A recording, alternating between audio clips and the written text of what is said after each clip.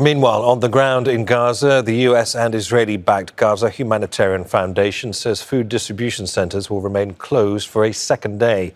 It suspended operations on Wednesday, saying it needed to improve efficiency and undertake maintenance at its site. UN officials had warned that the group needed the assistance of agencies on the ground to effectively and safely distribute food. Israeli forces have repeatedly shot at desperate Palestinians near collection points, killing more than 100 in just over a week. Introducing Chris Gunness now as a former chief spokesperson of the UN Agency for Palestinian Refugees, or UNRWA. He joins us from London. Welcome, Chris. So the Gaza Humanitarian Foundation says its centres remain closed for, quote, efficiency and maintenance work after 3 consecutive days of people being shot dead trying to get aid. Efficiency and maintenance, we're not talking about changing a few fences or light bulbs here. What does that mean to you? The Israeli-American aid operation has turned Gaza into a human abattoir where starving civilians are herded like animals into fenced-off pens and in the process are slaughtered like cattle. This is akin to some of the darkest periods of human history where industrial death factories have been used against innocent women and children who were led like lambs to the slaughter. The Gaza aid operation has been called off because it has rightly sparked international outrage and condemnation. And that is why I say that the UN and other international aid operations who have a long history in Gaza need to be allowed back in by Israel. And that includes UNRWA, the backbone of the humanitarian response, because without it, mass starvation will continue to claim the lives of innocent children who are now starving to death on our TV screens. And if Israel continues with this war crime, this crime against humanity, the international community must impose economic and military sanctions immediately. You couldn't have underlined it any stronger than that, Chris, calling it a human abattoir. Once again, we have the United States versus the rest of the Security Council, and I think it's fair to say most members of the United Nations on this. So what do we do now? Where does this recent US veto at the UN Security Council leave the humanitarian and political crisis in Gaza? Well, it's a veto for continued human slaughter on an industrial, on an agricultural scale, as we've been seeing. But to be clear, I'd like to pick up the American representative in that debate. She was saying that this is a vote for America's ally. It's not. It's a vote for Netanyahu. And there's a difference between Netanyahu and the rest of Israel, or a lot of Israel, because Netanyahu has opposed the freeing of the hostages. That's very clear. And of course, this resolution was very clear that the hostages had to be released. The US have just vetoed a resolution calling for the release of the hostages. And that aligns the US with Netanyahu. Now, clearly it illustrates the complete isolation of Israel and America, not just from the rest of the Security Council, but from the rest of humanity. I mean, what we're seeing now is unfathomable. I mean, what we need to see now is those member states like Britain who voted for the resolution, but who were shot down in flames by their ally, the United States, they must now impose economic sanctions against Israel. We've seen in the British press particular reports that £127 million worth of military support from Israel comes from Britain each year. Well, what we need to see is Britain ending that. We need to see economic and military sanctions now imposed unilaterally. We've tried the multilateral route through the Security Council. America has shot that down in flames. Well, those member states who are humiliated by the Americans and are being embarrassed every day because of what we're seeing on our screens, they need now to start imposing sanctions against Israel. As you say, strong words from the United Kingdom, a departure on previous standpoints from the UK. I mean, look, forgive me for interrupting you. Strong words from the UK ambassador while they send a trade envoy to a trade fair in Haifa, while they continue with the military aid. I'm sorry, these words ring totally hollow. Well, and the same is true of the European. Chris, that was going to be my point. Yes, trade envoys are in Israel. It is behind the scenes business as usual in many ways.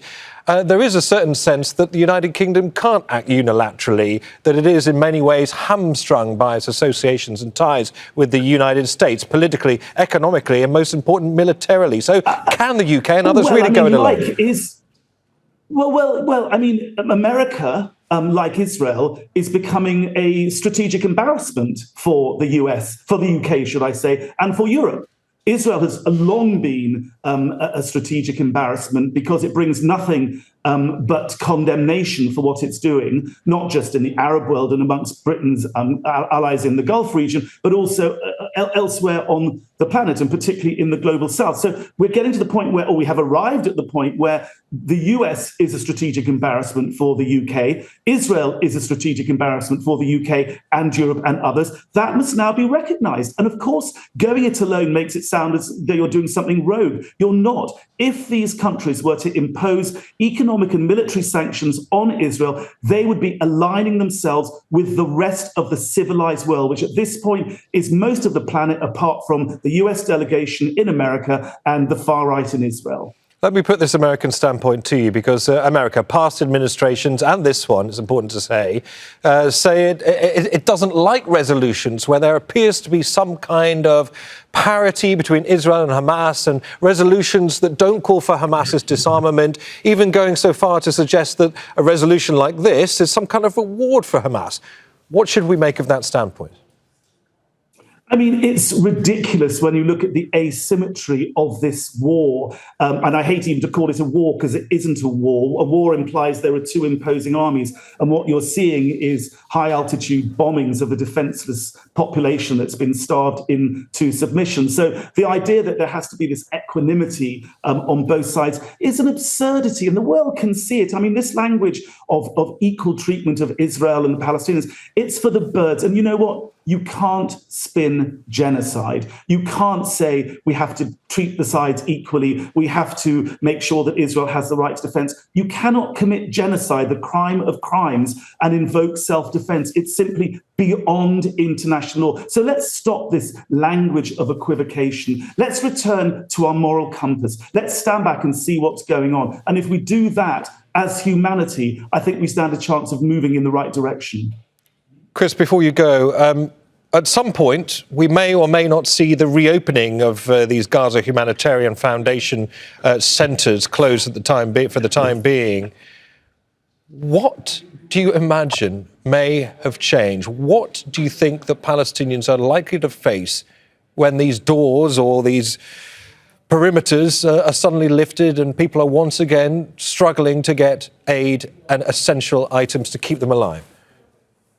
Well, let me make one point very clearly. I've been talking to friends and former colleagues in UNRWA and in the humanitarian system, and they all say that if all the crossings were opened 24/7 for both commercial, what there is, and for humanitarian goods, and people in Gaza realized that they would have a constant supply of the foodstuffs they need, fresh produce, vegetables, fruit, meat, if they could be assured that that was going to be given to them in the long term, then these undignified food riots would not take place. It would be possible for UNRWA, the UN, and the other international aid agencies that have a long track record, in UNRWA's case, going back to May the 1st, 1950 in Palestine, it would be possible quite quickly to re-establish some kind of working food distribution. But, I mean, let's be clear, it's a very tall order. And the first thing we need is a proper ceasefire. We need assurances from Israel that's been shooting dead people who've come to pick up aid. It's been killing aid workers, medical responders. That all has to stop if we're going to see a ramping up of the aid effort in Gaza. It can be done, but security has to be guaranteed.